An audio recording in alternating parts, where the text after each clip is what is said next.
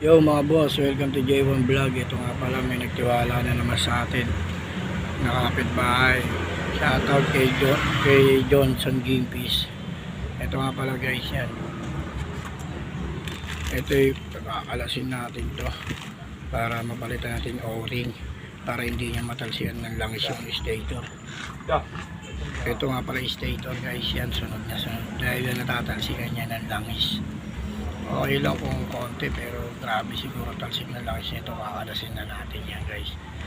Tsaka ito kakalasin natin para makabili agad si Johnson Gimpis na stator sa o-ring. Mga boss, nabaklas ko na yung o-ring dito. Hindi ko na napakita kasi wala tigawak na sipi na naman. Na-timing ko na rin dito yan mga boss. Sa itong barbula, inayos ko na rin yan, inasa natin. Ayan, inayos ko na yan guys. Inasa na natin yung barbula.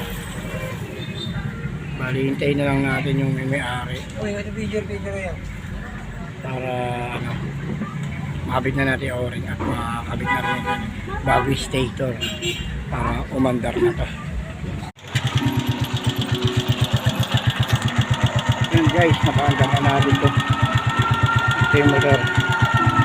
Okay na yan guys, nakaandar na natin yan.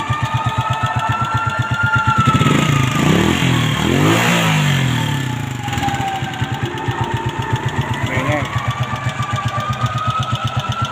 Follow and like and share na lang po mga boss. Salamat.